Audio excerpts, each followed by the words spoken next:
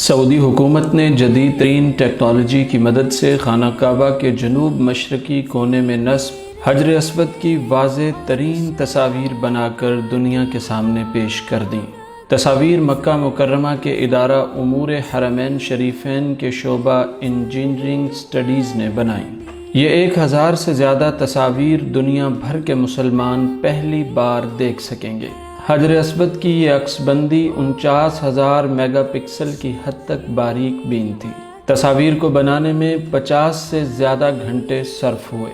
حجر اسود سے خانہ کعبہ کا طواف شروع ہوتا ہے اور اسی پر ختم ہوتا ہے۔ یہ بیضوی شکل کا ہے اور اس کا رنگ سرخی مائل سیاہ ہے، جبکہ اس کا قطر 30 سینٹی میٹر ہے۔ حجر اسود جنت کے یاقوتوں میں سے ایک ہے جسے سیدنا آدم علیہ السلام اپنے ساتھ جنت سے لائے تھے اور تعمیر بیت اللہ کے وقت ایک گوشہ میں نصب فرمایا تھا۔ طوفان نوح علیہ السلام میں آدم علیہ السلام کا تعمیر کردہ بیت اللہ آسمانوں پر اٹھائے جاتے وقت اس متبرک پتھر کو شکم جبل ابی قبیس میں امانتاً رکھ دیا گیا تھا۔ پھر تعمیر ابراہیمی کے وقت جبرائیل علیہ السلام نے اللہ تعالیٰ کے حکم سے سیدنا ابراہیم خلیل اللہ علیہ السلام کی خدمت عالیہ میں پیش کر دیا تھا۔ اس طرح اسے پھر اسی جگہ کی زینت بنا دیا گیا جہاں پہلے رونق افروز ہوا کرتا تھا۔ اس کے فضائل اور اوصاف میں نبی کریم صلی اللہ علیہ وسلم کے بہت سے ارشادات حدیث اور تاریخ کی کتابوں کی زینت بنے ہوئے ہیں، لیکن جنت کا یہ انمول موتی عالی مرتبت مقدس و متبرک یاقوت گردش ایام کی ستم رانیوں سے محفوظ نہ رہ سکا۔ متعدد بار اسے فساق و فجار ظالموں کے ہاتھوں تختہ مشق بننا پڑا، بارہا حوادث کا شکار ہوا اور اس کے ناز نین بدن پر کئی مرتبہ زخم آئے۔ 317 ہجری میں جب مکہ مکرمہ قرامطہ کے دست تصرف میں آیا تو ابو طاہر سلیمان بن حسن نے، جو قرامطہ کا سردار تھا، حرم محترم میں خون کی ہولی کھیلی۔ 8 ذوالحجہ 317 ہجری کو اس قدر قتل عام کیا کہ حجاج کی لاشوں سے چاہ زمزم بھر گیا۔ شہر اور مضافات کے 30,000 بے قصور افراد کو موت کی نیند سلا دیا گیا، جن میں 1700 حاجی اور 700 طواف کرنے والے بھی شامل تھے۔ اس نے یہ سارا کھیل میزاب رحمت یعنی کعبہ شریف کا پرنالہ جو سونے کا تھا اکھاڑنے، مقام ابراہیم اور حجر اسود چوری کرنے کے لیے کھیلا تھا۔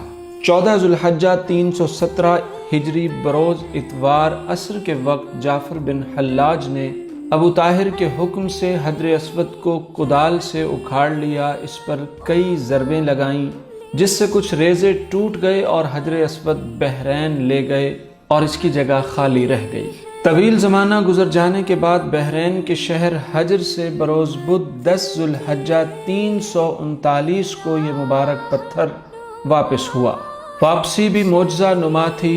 قرامتیوں سے بار بار جب واپسی کا مطالبہ زور پکڑ گیا تو انہوں نے یہ عذر پیش کیا کہ وہ پتھر دوسرے پتھروں میں مل جل گیا ہے، ان میں سے اسے الگ کرنا ہمارے بس کا روگ نہیں۔ اگر تمہارے پاس اس کی کوئی علامت ہے تو تلاش کر لو۔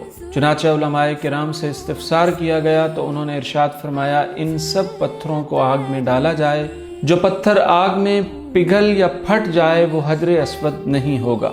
حجر اسود کو آگ متاثر نہیں کر سکتی کیونکہ یہ جنت کا پتھر ہے۔ اس طرح اس مقدس پتھر کی برتری اور مقبولیت کا لوہا منوا کر اسے واپس لوٹایا گیا اور پھر سے کعبہ شریف کی زینت بنا دیا گیا۔ علامہ جلال الدین سیوطی اور علامہ ابن خلدون نے لکھا ہے، ظالم ابو طاہر چیچک کے عارضے میں مبتلا ہوا، اس کا جسم پھٹ گیا اور نہایت ذلت کے ساتھ مرا۔